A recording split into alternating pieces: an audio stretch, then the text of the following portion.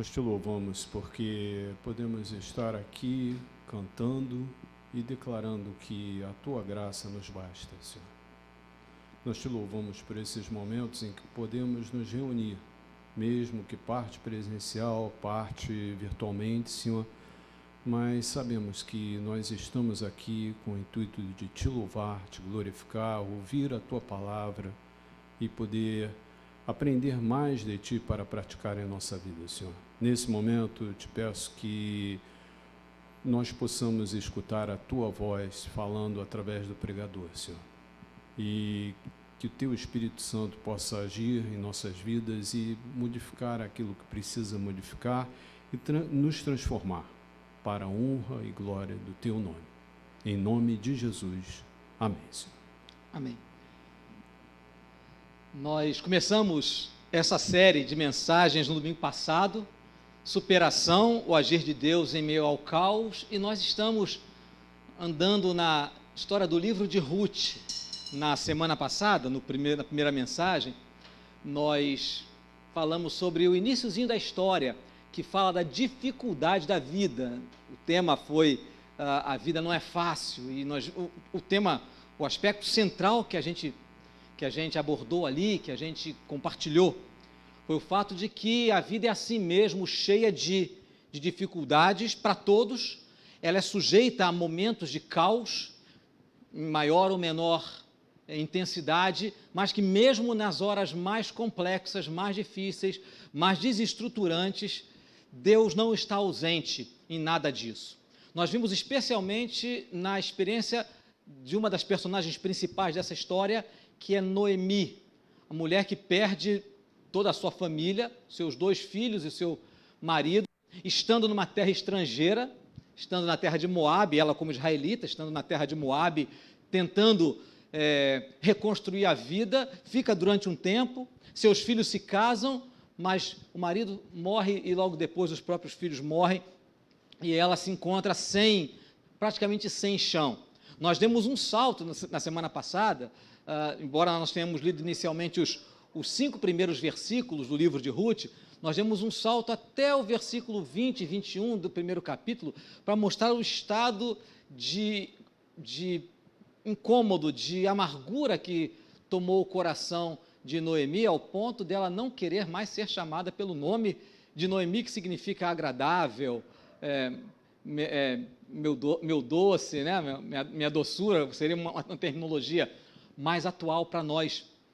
E ela queria ser chamada de Mara, que significa amarga. Então, não foi uma experiência superficial para ela, foi algo que mexeu com as estruturas internas dela, mesmo ela sendo alguém que seguia Deus, mesmo sendo uma pessoa de fé, comprometida com Deus, as estruturas emocionais dela foram abaladas de forma muito intensa.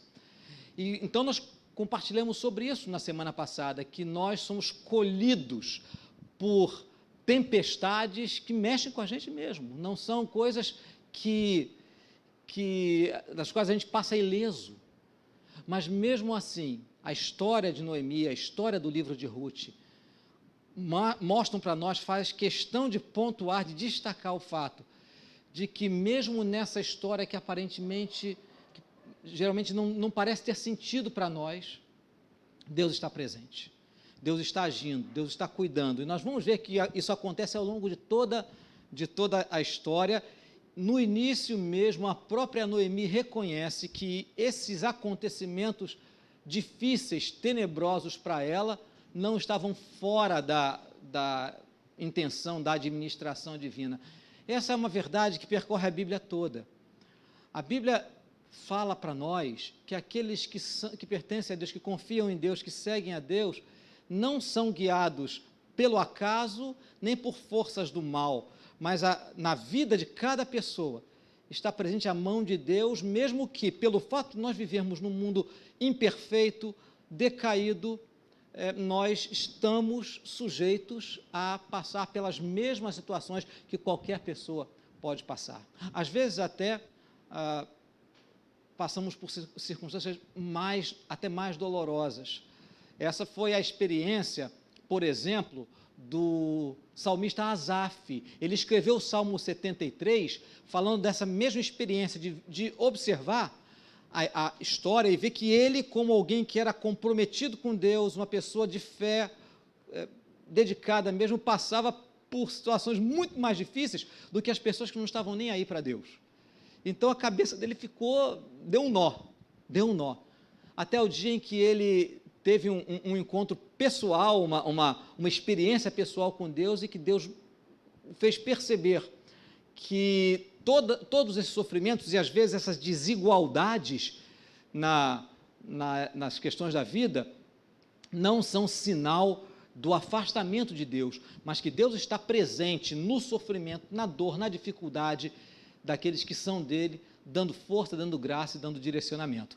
E a partir desse ponto da passagem que nós vamos ler hoje, nós começamos a perceber alguns ensinamentos mais particulares, mais pessoais de Deus na vida de Noemi e de Ruth, a sua nora. Então, hoje eu queria ver com você a passagem também do capítulo 1, dos versículos 6 ao versículo 18, versículo 6 a 18. Depois do furacão que alterou, que virou a vida de Noemi, de Ruth e também de Orfa, a outra nora de Noemi, de cabeça para baixo, é hora de necessariamente reconstruir a vida. Por isso o tema dessa série é superação, porque a história começa naquilo que às vezes é visto como ponto final, uma grande tragédia familiar. Para muitas pessoas isso pode parecer o ponto final, mas a história de Ruth, de Noemi, é uma história de superação, que começa onde parece que a vida e a esperança terminam. Então agora começa a caminhada de Noemi na direção da sua terra, de volta para a sua terra. Então eu queria ler com você essa passagem, você pode acompanhar essa leitura. Ruth, capítulo 1, versículos de 6 a 18. Diz assim: Então Noemi voltou da terra de Moabe com as suas noras, porque ainda em Moabe ouviu que o Senhor havia se lembrado do seu povo, dando-lhe alimento. Você se lembra que eles foram para Moabe porque em Israel estava havendo uma grande fome. Assim, ela saiu do lugar onde havia morado e as duas noras estavam com ela. Enquanto caminhavam, voltando para a terra de Judá, Noemi disse às suas noras: Vão agora e voltem cada uma para a casa de sua mãe, e que o Senhor seja bondoso com vocês, assim como vocês foram bondosas com aqueles que morreram e comigo. O Senhor faça com que vocês sejam felizes, cada um na casa de seu novo marido. E deu um beijo em cada uma delas. Elas, porém, começaram a chorar alto e lhe disseram: Não, nós iremos com a senhora para junto do seu povo. Mas Noemi disse: Voltem, minhas filhas, por que vocês iriam comigo? Vocês acham que eu ainda tenho filhos em meu ventre para que casem com vocês? Voltem, minhas filhas, vão embora, porque eu sou velha demais para ter marido. E ainda que eu dissesse tenho esperança, ou ainda que casasse esta noite e tivesse filhos, será que vocês iriam esperar até que eles viessem a crescer? Ficariam tanto tempo sem casar? Não, minhas filhas. A minha amargura é maior do que a de vocês, porque o Senhor descarregou a sua mão contra mim. Então, de novo, choraram em alta voz. Orfa, com um beijo, se despediu de sua sogra. Porém, Ruth se apegou a ela. Então Noemi disse: Veja, a sua cunhada voltou para o seu povo e para os seus deuses. Vá você também com ela. Porém, Ruth respondeu: Não insista para que eu a deixe, nem me obrigue a não segui-la, porque aonde quer que você for, irei eu, e aonde quer que pousar, ali pousarei eu. O seu povo é o meu povo, e o seu Deus é o meu Deus. Onde quer que você morrer, morrerei eu, e aí serei sepultada. Que o Senhor me castigue, se outra coisa que não seja a morte me separar de você. Quando Noemi viu que Ruth estava mesmo decidida a acompanhá-la, deixou de insistir com ela. Até o versículo 18, que é o texto que importa para nós. Hoje nós estamos falando dessa nova etapa da caminhada para Noemi e que acabou se tornando também uma nova etapa de caminhada para Ruth, a sua nora, que decidiu ficar com ela. Na verdade, tanto Ruth como Orfa inicialmente se dispuseram a voltar com Noemi para Israel. Mas aí Noemi falou: não, voltem para a família de vocês. Orfa retornou para a casa dos seus pais para continuar a vida na sua terra, e Ruth se ligou a Noemi e foi com ela na direção de Israel. Mas o que eu queria destacar aqui, o que eu acho importante para a nossa vida, nessa etapa da experiência, nesse momento, nesse início de reconstrução de vida que Noemi e Ruth começaram a empreender, é exatamente a ideia de caminhar juntos, de não caminhar sozinhos, algo que é tão pouco valorizado, na verdade, no fundo, pouco valorizado nos nossos tempos. Vamos olhar então a ação das duas personagens da nossa história. Vamos ver primeiro a ação da Noemi e pensar um pouquinho na maneira como Noemi reagiu diante daquela circunstância. Uma tentativa de se recuperar de um abalo, de um terremoto na sua vida. Como iria recomeçar? Ela teve a consciência de que já havia condições de voltar para Israel, o tempo de fome já havia terminado. E aí ela, com toda a amargura que ela tinha vivido, percebam só, Noemi, ela não estava vivendo uma vida natural, ela estava marcada pela perda. Mas algo positivo que a gente pode perceber no comportamento, na atitude de Noemi, é que ela teve a generosidade de não descontar em quem estava perto dela a dor do seu próprio sofrimento. Isso é algo notável para a gente e que a gente deve aprender também. Em tempos de grande estresse, por exemplo, quando acontece desemprego, é muito comum.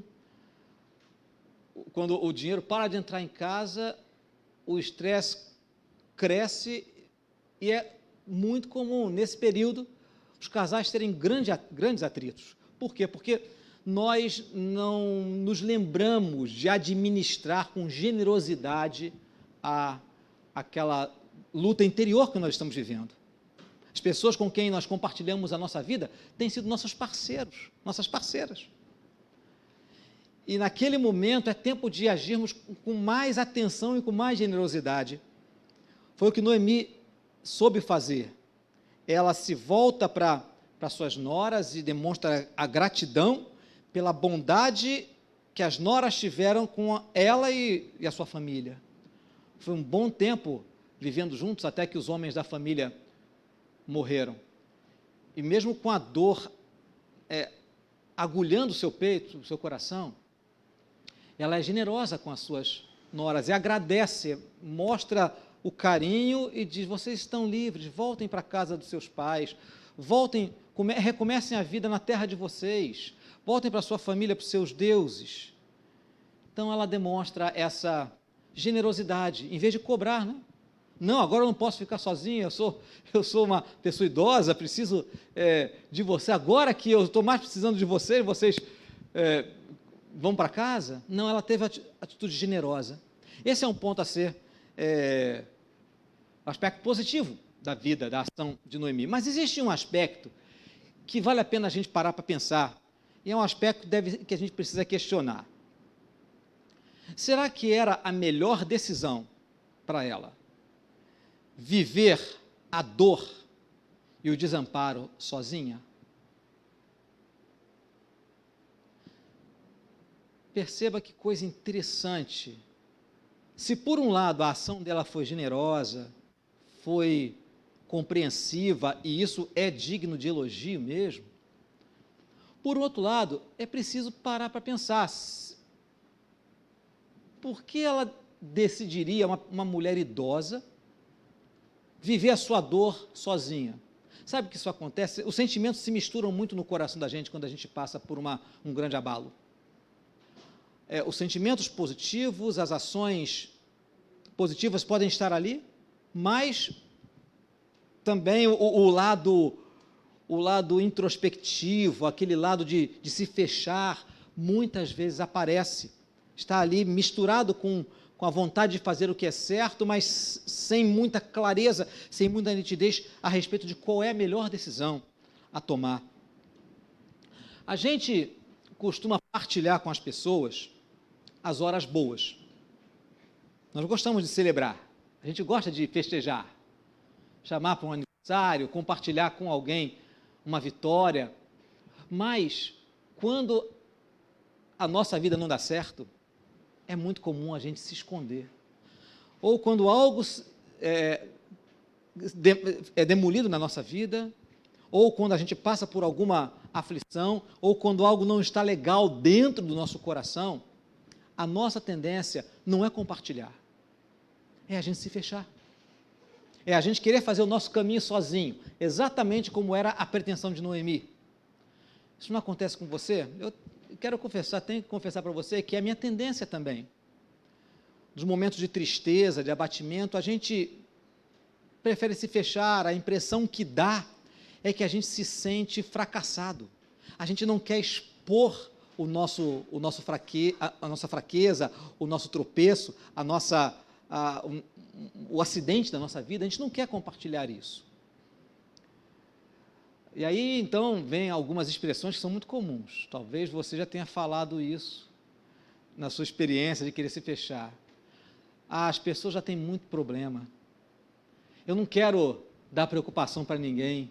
Eu não quero ser pesado, não quero ser pesada para ninguém. Essas expressões que parecem ter boa intenção, na verdade, elas muitas vezes camuflam um sentimento de vergonha, uma preocupação a respeito de que os outros vão pensar se eu expuser a minha fragilidade. Como é que os outros vão me ver se tiverem consciência do meu tropeço, do meu fracasso? Eu tenho que ser forte. Esses mitos que a nossa sociedade construiu, os mitos do sucesso, eles, na verdade, são peso sobre o nosso coração. É aquilo que Jesus disse que ia tirar dos nossos ombros. São fardos pesados, são jugos que esmagam a gente. Mas a gente, sem perceber, se rende a isso. E com expressões polidas, politicamente corretas, socialmente aceitáveis, nós dizemos, não, tudo bem, não quero dar preocupação para você, não. Na verdade, não é que a gente não queira dar preocupação, é que a gente prefere ficar fechado. Então, vale a pena a gente questionar se, além do sentimento de genuína gratidão e generosidade de Noemi, se não havia algo no coração dela desse tipo. A gente não sabe, não é? A gente não lê o coração das pessoas, mas eu sei que isso muitas vezes acontece com os nossos corações. A gente vai ver, conforme a história for se desenrolando, que a companhia de Ruth foi bem melhor, muito melhor, do que segurar o peso da vida sozinha. E é esse o ponto que a gente quer destacar aqui hoje, esse tema da nossa mensagem de hoje: não caminhe sozinho, não caminhe sozinha. É essencial que a gente aprenda a partilhar a vida. Então já vimos as ações de Noemi, agora nós vamos ver a ação de Ruth, e daqui a pouco nós vamos perceber a mistura dessas duas maneiras de se comportar, e como Deus age para que haja um equilíbrio saudável nessa história. O que acontece com Ruth? Agora vamos olhar a experiência da outra personagem.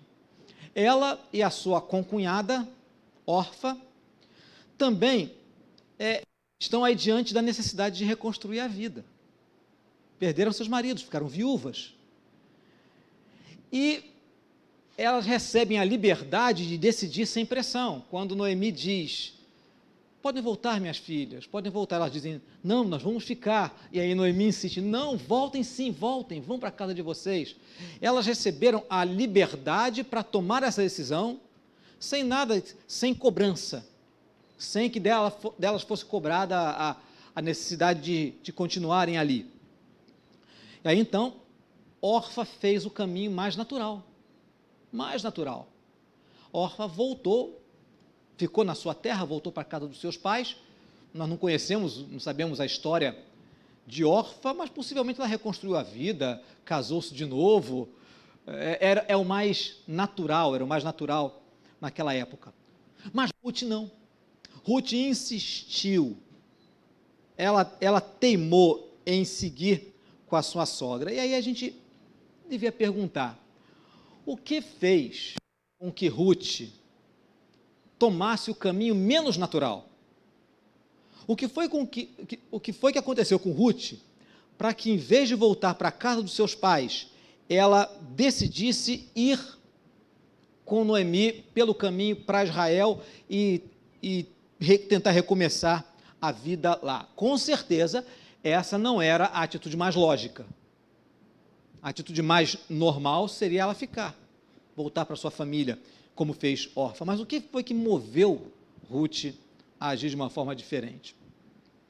Algumas pessoas, alguns estudiosos da Bíblia, alguns leitores da Bíblia, entendem que o que aconteceu foi que a convivência de Ruth, que era uma moabita, ou seja, originalmente não conhecia o Deus verdadeiro, o Deus de Israel, com a convivência dela com Noemi e com a sua família, plantou no coração de Ruth a fé no Deus verdadeiro, no Deus de Israel, ao ponto de ela optar pelo povo do Deus que ela conheceu naquelas pessoas.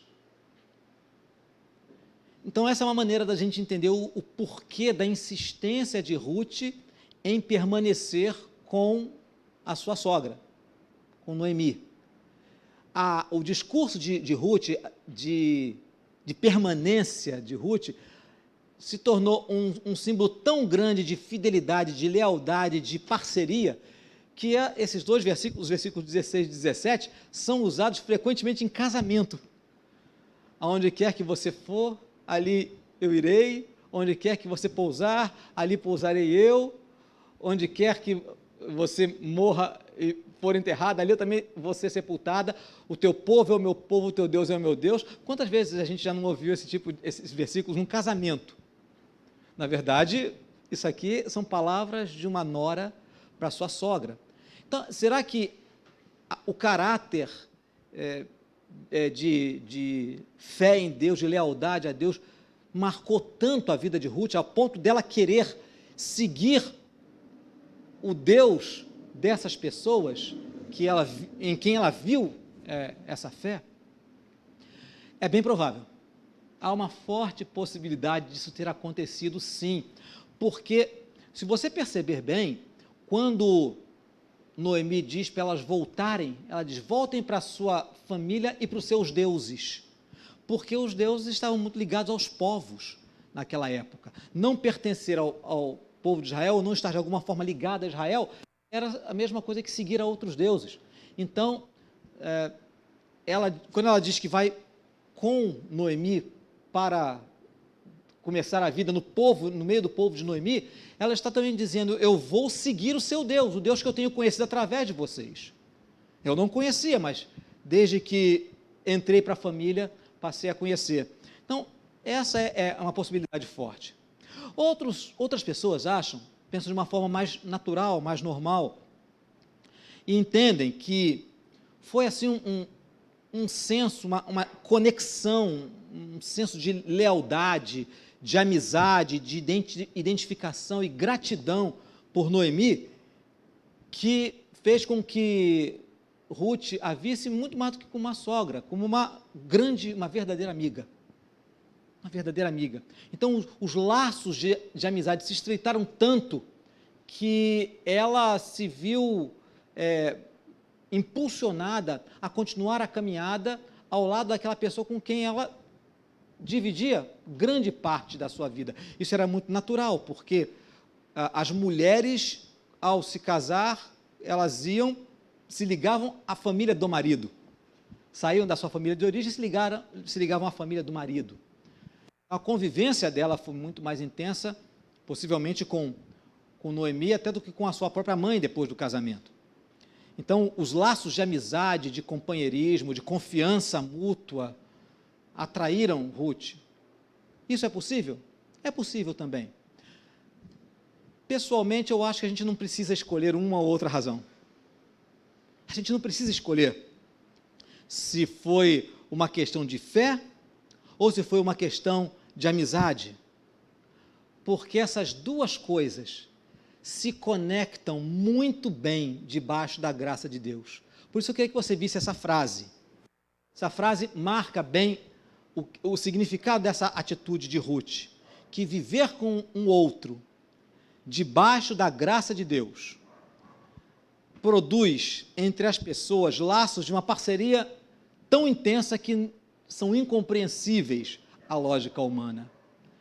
Deus cria isso, a conexão de pessoas debaixo daquele que é o amor, mistura fé e amizade. Não são coisas que precisam andar separadamente. A maneira de ver a vida para quem segue a Deus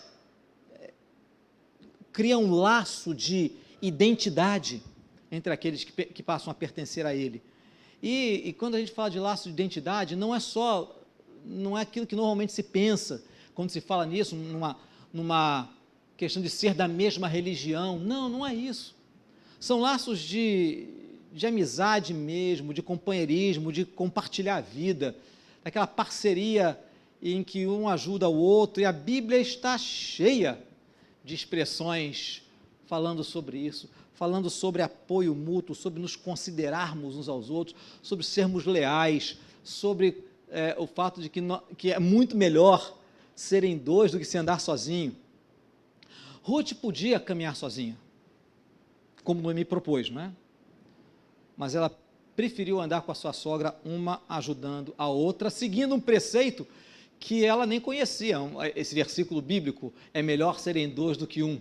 Ela não conhecia essa expressão bíblica, porque esse versículo foi escrito bem depois da sua época. Mas esse é um princípio precioso, que está espalhado pelas Escrituras. Nós fomos feitos para andar juntos. E quando essa caminhada conjunta acontece debaixo da graça do Eterno, andando com a mesma visão de mundo, com a mesma esperança no coração, os laços se tornam tão intensos que acontece aquilo que acontece nas igrejas cristãs. As pessoas têm uma maneira de se chamar umas às outras. Irmão, irmã. Eu tenho visto muito essa expressão ser banalizada, ser usada até como gozação, para ridicularizar, né? Nessas coisas absurdas que a gente tem visto aí no meio evangélico, e que são dignas não apenas de zombaria, mas de completa reprovação. Mas muitas vezes as pessoas usam a expressão irmão, ô irmão, como é que você vai? Né? Para fazer uma piada, um quadro humorístico na televisão, mas a expressão irmão reflete isso, reflete essa conexão que Deus constrói. Não é uma conexão apenas de religião, é uma conexão de identidade de vida, de se aproximar uns dos outros e procurar caminhar juntos. No nosso tempo, um tempo de um individualismo tão grande, a gente pensa na importância da superação, na superação como um empreendimento pessoal, como um exercício de esforço pessoal. A superação a ser vivida, eu preciso melhorar no emprego, então eu vou fazer um curso. Eu estou passando por uma dificuldade emocional, então eu tenho que respirar fundo, recobrar energia e caminhar firme para frente. Eu tenho eu tenho algum conflito que eu tenho que resolver? Não, eu tenho que dar o meu passo, tenho que resolver do meu jeito. Então nós somos muitas vezes contaminados por essa ideia de uma jornada individual. O que a gente vê nas Escrituras tanto no Antigo Testamento, como é a história do livro de Ruth, como no Novo Testamento também, nós vemos que Deus sempre desejou que nós aprendêssemos a andar juntos. Embora eu e você possamos tomar boas decisões sozinhos, podemos tomar boas decisões sozinhos? Podemos, sim. É melhor quando a gente faz isso em parceria. É melhor quando a gente faz isso em parceria. Porque Deus nos elaborou para a gente partilhar a vida. Deus fez a gente de uma maneira que a gente originalmente tivesse a necessidade de partilhar a vida, tanto as coisas boas como os momentos difíceis. Eu acho que o exemplo mais forte do fato de que Deus nos fez para compartilharmos está logo nas primeiras histórias da Bíblia, na história da criação do homem e da mulher. Deus cria o homem e diz algo muito interessante, porque quando Deus cria o homem, o escritor de Gênesis diz que Deus viu todas as coisas, terminou sua criação e viu Deus que era muito bom, muito bom. O texto bíblico é muito interessante. Diz, Deus terminou sua criação, tendo criado o homem, e viu que era muito bom. Mas alguns versículos na frente, Deus olha para o homem e diz assim, não é bom que o homem esteja só. Ora, espera um instantinho. Se Deus olha antes e viu que era muito bom, como é que ele agora olha para o homem que foi feito a semelhança dele, do próprio Deus, e diz, não é bom que o homem esteja só. Porque Deus, ao criar o homem, não criou o homem para ficar sozinho. Não criou o homem para ficar sozinho. Criou o ser humano para partilhar. E é assim, essa é a nossa necessidade. Mas conforme a gente foi se distanciando de Deus, o pecado plantou mentiras no nosso coração, na nossa mente. Quanto mais alheios a Deus a gente está, mais isolados nós ficamos. Isolados não só de Deus, mas isolados do nosso semelhante.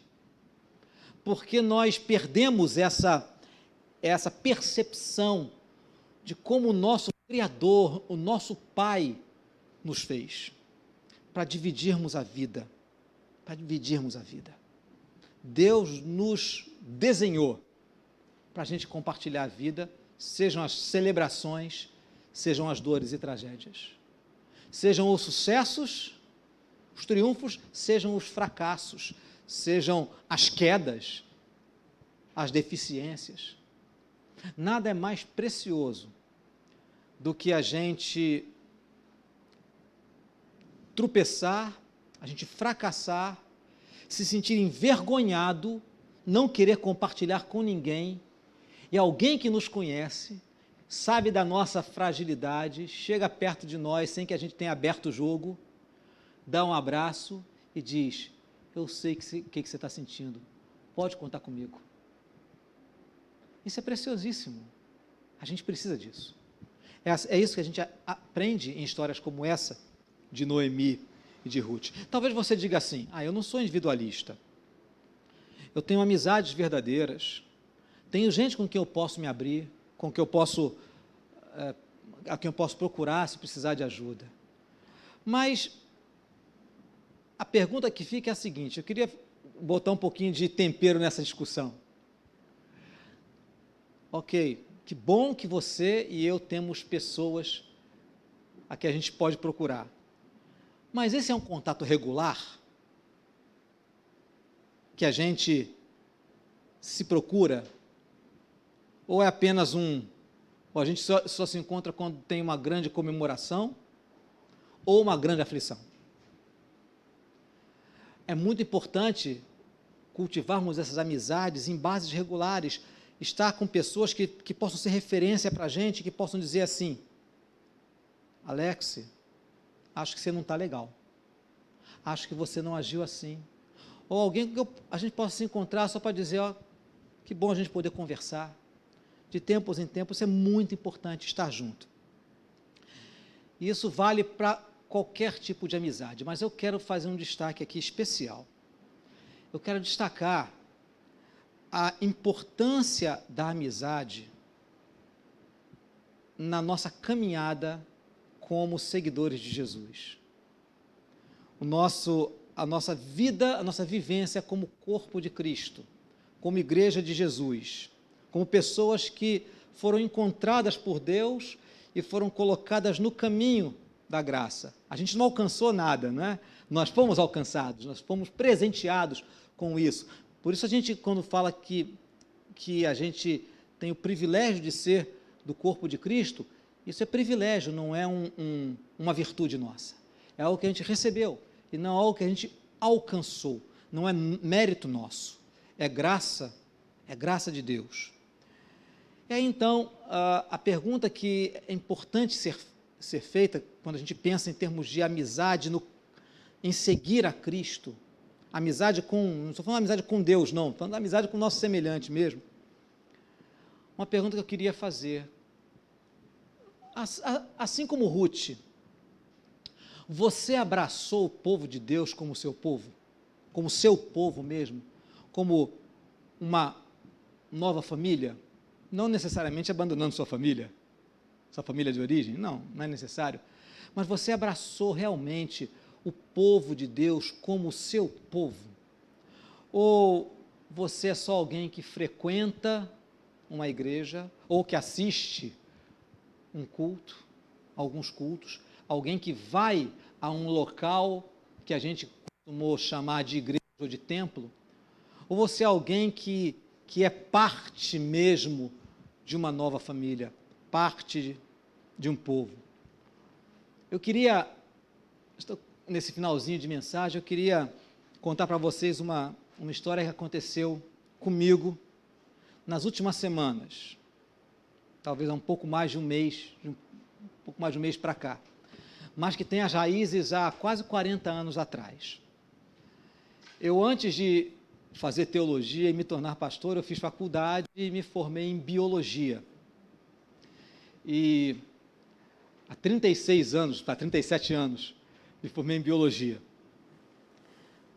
E depois que nós nos formamos, eu estive com a mesma turma os 4 anos de faculdade, estudei à noite, então todo mundo já trabalhava, vários já eram casados, já tinham a sua carreira. Eu era, na verdade, o caçula da turma.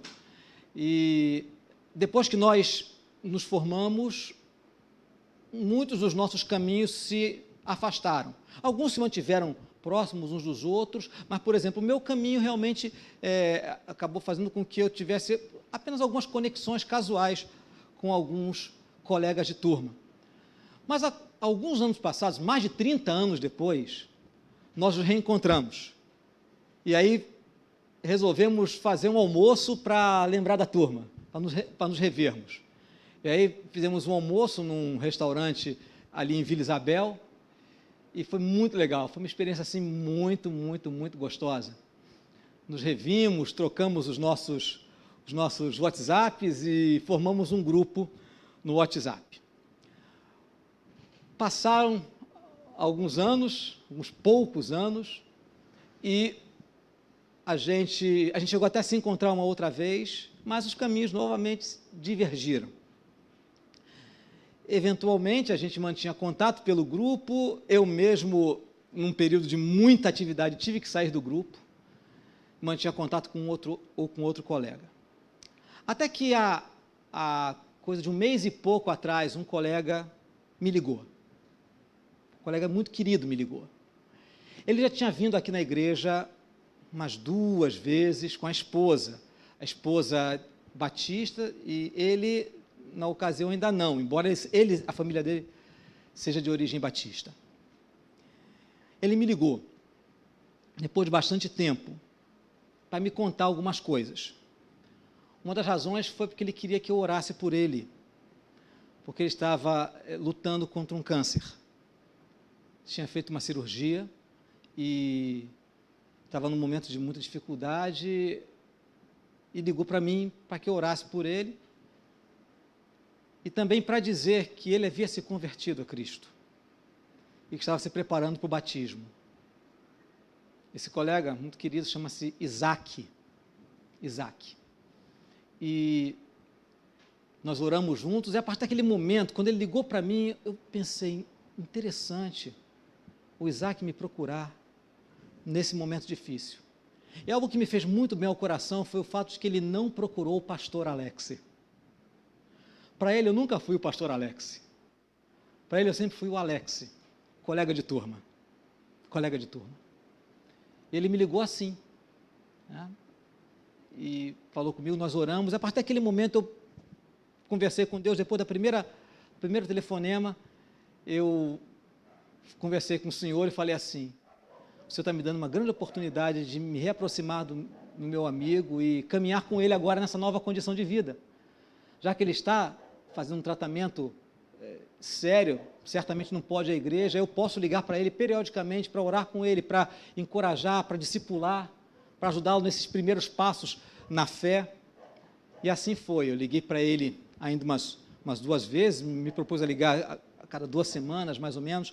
Ligamos, oramos, uma outra ocasião ele ligou para mim, e já fazia umas 3 semanas que a gente não ligava, há exatamente 3 domingos atrás, ele foi batizado na Igreja Batista de Itacuruçá.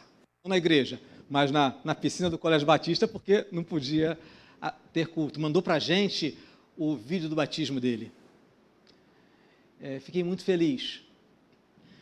Anteontem, sexta-feira, eu vim aqui na igreja para gravar um vídeo anunciando o nosso retorno às atividades. E quando cheguei em casa, recebi uma mensagem de uma dessas amigas comuns, dizendo, Alex, não sei se você sabe, mas o nosso querido Isaac faleceu hoje. Aquilo mexeu comigo, confesso que mexeu comigo.